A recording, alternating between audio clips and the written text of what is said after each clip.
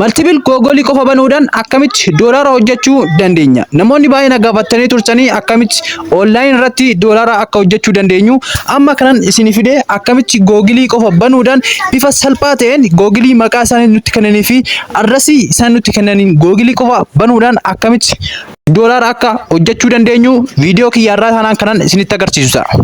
Akkam jirtu daawwattoota hordoftoota channel kiyya. Warri channel kana haaraa taatan channel kana subscribe gochuudhaan channel kana ta'uu ni dandeessu. Viidiyoo kana hanga dhumaatti ilaaluudhaan akkaataa doolaara itti galchitanii fi akkaataa online irraa qarshii itti hojjetan beekuu ni dandeessu. Viidiyoo kana hanga dhumaatti ilaala. Yoo viidiyoon kun interest isin godhe immoo channel kiyya like gochuun dagatina galatooma.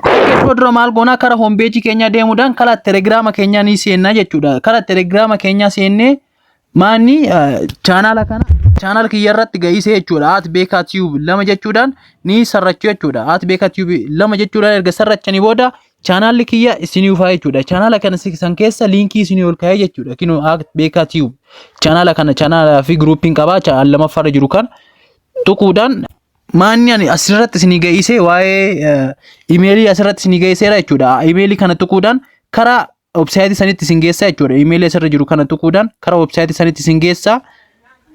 Erga website sanarras deemtanii booda maalidha isin emailii adresii isaan isinii kennaniin emailii qofa banuudhaan qarshii fi doolaara baay'ee hojjechuu ni dandeessu jechuudha. Anis anan baase jira proof wajjiniin kanan isinitti agarsiisu ta'a na wajjin ta'a. Viidiyoo kana warri like hin goone immoo viidiyoo kana like gochuudhaan na bira dhaabbachuu ni dandeessu jechuudha. Regress new Gmail anjoo kana jira iddoo mallattoo plus kan iddoo kana tuqxu jechuudha. As bira erga tuqxanii booda inni maal isinii fidaa maqaa emailii itti baastan first name J ni fida, email J ni fida, password J ni fida jechuudha. Isin amma email maqaa emailii fi maqaa emailii fi password kana qabachuudhaan emailii iddoo Gmail jiru kana iddoo Gmail jiru san tuquudhaan akkasitti banuu dandeessu jechuudha.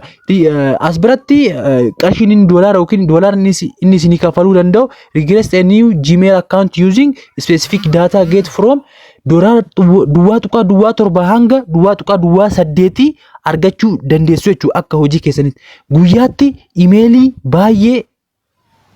emailii baay'ee create gochuudhaan qarshii baay'ee hojjechaa jirtu jechuudha. Ana baay'ee na fayyadee jira.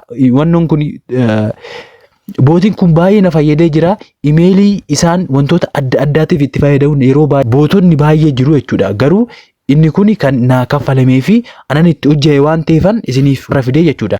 Isin emailii akkaataa create itti gootan nan beeka jee yaada. Yoo immoo beekuu barbaaddan how to create account iddoo jedhu kun jira jechuudha. How to create account iddoo jedhu kana tuquudhaan akkamitti emailii create akka gochuu dandeessan kan isitti agarsiisu ta'a. Bifa viidiyootiin akkaataa emailii create gochuu dandeessan kan isitti agarsiisu ta'a. And get paid for it. Open Telegram to start working. Click on register a new Gmail to get the registration details. Click on the first name. Bifa kanaan viidiyoo kana tuquudhaan akkaataa email create itti gootan akkaataa isaan barbaadaniin emailii create gootanii qarshii argachuu ni dandeessu jechuudha. Amma maanni karaa kanaan argachuu ni dandeessu. Viidiyoon isinitti dheerate jedheetanii akkaataa create itti gootan anan isinitti agarsiisne maaliif asumarraa argachuu ni dandeessu jechuudha. Akkamitti emailii asumarraa akka create gootan asumarraa viidiyoo ilaaltanii hubachuu ni dandeessu jechuudha. Viidiyoo daqiiqaa lamaati jechuudha. Maanni erga fixxanii emailii akka kanaatti erga create gootanii booda doolaara duwwaa torba hanga duwwaa saddeetii kan kennu jira. As biratti maal gootu dan jettuun erga dan jettanii ani waan create gooneef isinitti agarsiisan jira waan create gooneef achuma dan jeena kana akkumatti isin agarsiisu ta'a jechuudha. Maal jaa enable two factor authentication jaa fi complete jaa how to enable jaa. Maanni enable two factor authentication kuni xiqqooshii wannoo recovery email faatti galchitanii password fa QR code fa itti kaastanii kana sitti ergitanii doolaara keessan xiqqoo akka dabalu waa jechuudha. Ani yeroo baay'ee kana fayyadamu enable two factor authentication kana fayyadameetaniin baay'ee naman dhibu baay'ee salphaadha jechuudha.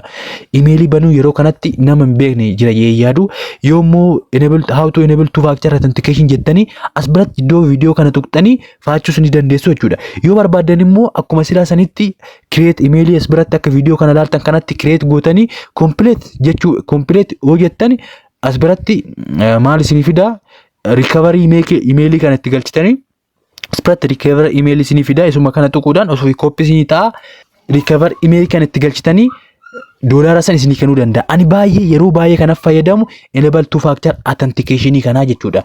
Maalidha enable two factor authentication kana yoon ibsee qarshii doolaara tuqaa duwwaa tokko dabaluu danda'a. Isumatti walitti baay'atee baay'ee ufaa jechuudha.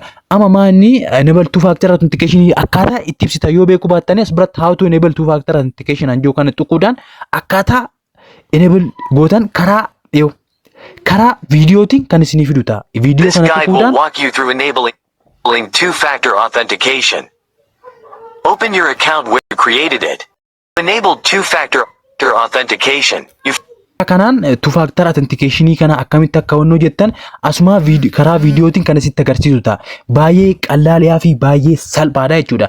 Anis proof isaa as biratti kan isitti agarsiisu ta'a jechuudha. Amma yeroon darbee baafee proof isaa isinitti agarsiisa. Maaliif hojii qabatamaa akka jettanii itti galtaniifan barbaada jechuudha. Maanni amma fakkeenyaaf akka argitan yeroo darbe kanani withdraw goe screenshot goe as biratti isinii ambiseera jechuudha. Kinoo baalaansii kiyyaa akka argitan yeroo darbe baalaansii doolaara 5.74 qabaayyuu Litecoin withdraw goe kanan screenshot goe isinii ol kaa'ee jechuudha. Hojii qabatamaa jettanii akka itti galtaniin anan screenshot goe isinii ambisee as biratti isinitti agarsiiseera jechuudha. Kinoo baay'ee itti fayyadamaa baay'ee ni hojjeta isinis itti hojjaatii itti fayyadamaan isiniin jedha. Video kiyya kanarraa waan guddaa akka barattan abdiin qaba. Warri channel kanaaf haaraa taatan video kiyya subscribe gochuudhaan maatii channel kanaa ta'uu dandeessu. Yeroo itti aanutti video kana caaluun kan wal arginu ta'a nagaatti.